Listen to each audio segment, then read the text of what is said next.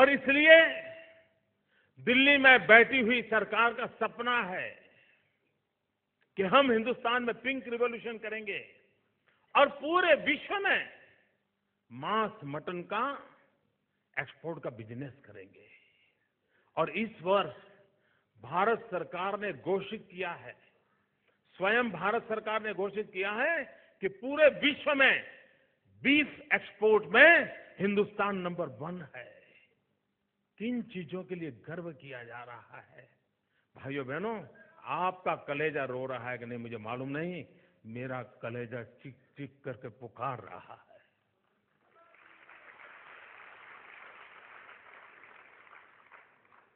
और आप कैसे चुप हैं, क्यों सह रहे हैं, मैं समझ नहीं पाता हूं दोस्तों।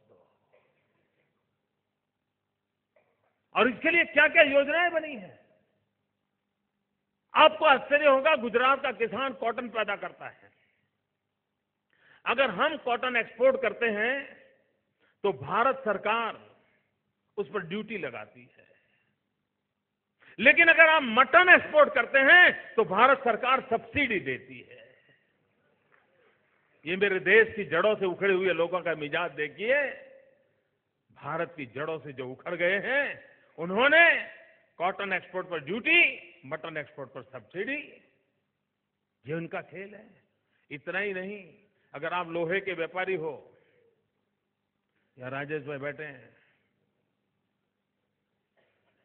क्या कभी आपको अहमदाबाद से दिल्ली लोहा भेजना हो और वहां पर कोई अस्पताल के लिए लोहा भेज रहे हो, कोई ब्रिज बनाने के लिए लोहा भेज रहे हो, जो जनता के उपयोग के काम आने वाला है लोहा, क्या ये हिंदुस्तान की सरकार आपका लोहा यहां से दिल्ली ले जाने के लिए आपको ट्रांसपोर्ट सब्सिडी देगी? क्या ट्रांसपोर्ट सब्सिडी मिलती है भाई?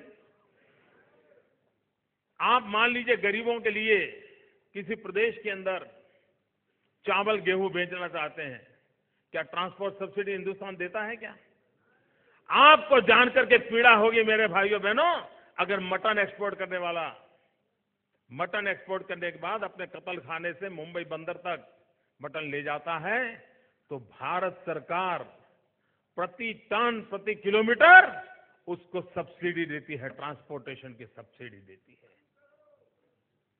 इतना ही नहीं मित्रों, आप कोई उद्योग लगाना चाहें, कारखाना लगाना चाहें, क्या हिंदुस्तान की सरकार आपको कोई सब्सिडी देती है? आपको जानकर के हैरानी होगी, अगर आप कत्लखाना लगाते हैं, स्लॉटर हाउस लगाते हैं, तो आपको 15 करोड़ रुपया हिंदुस्तान की तिजोरी से दिया जाता है। 15 करोड़ रुपया सब्सिडी मिलती है। भाइयों बहनों, इतना ही नहीं, आप अगर हमारे गुजरात के अंदर सिर्फ हम वाइब्रेंट गुजरात समिट करते हैं ना, और उसमें लोग आते हैं, व्यापारी लोग, उद्योगकार आते हैं। सिर्फ गुजरात आए हैं इसलिए इनकम टैक्स डिपार्टमेंट उनको नोटिस भेजता है कि आप गुजरात क्यों गए थे। ये हाल है देश का। इनकम टैक्स विभाग ने पिछले बार हमारे यहां वाइब्रेंट गुजरात समिट में जो पूंजी निवेश के लिए लोग आए थे, उनको इनकम टैक्स का नोटिस दिया था। अगर आपको इनकम की इतनी जरूरत है और टैक्स की इतनी चिंता है, और दूसरी तरफ क्या करते हैं, अगर आप मटन का बिजनेस करते हो, मटन एक्सपोर्ट का काम करते हो, तो 5 साल तक आपको इनकम टैक्स में माफी दी जाती है। भाइयों बहनों, ये मैं किसी और देश की बात नहीं कर रहा हूं। जहां भगवान महावीर पैदा हुए थे, उस हिंदुस्तान की बात कर रहा हूं, इस हिंदुस्तान की सरकार की बात कर रहा हूं दोस्तों।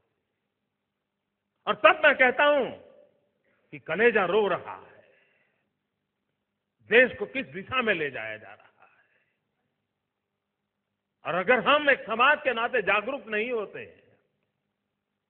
हम अपने सपनों को पूरा करने के लिए संकल्पबद्ध नहीं होते हैं, हमें जो शिक्षा दीक्षा मिली है उसको लागू करने के लिए हम कोई प्रण नहीं करते हैं, और इन चीजों के लिए आगे नहीं आएंगे, तो भाइयों बहनों, हमें भी अपनी जड़ों से जुड़ करके रहने में कितनी दिक्कत आएगी उसका आप अंदाज लगा सकते हो। और तब जाकर के इन चीजों को रोकना आवश्यक होता है। देश के प्रधानमंत्री इसका जवाब नहीं दे सकते। वैसे भी उनको सुख है।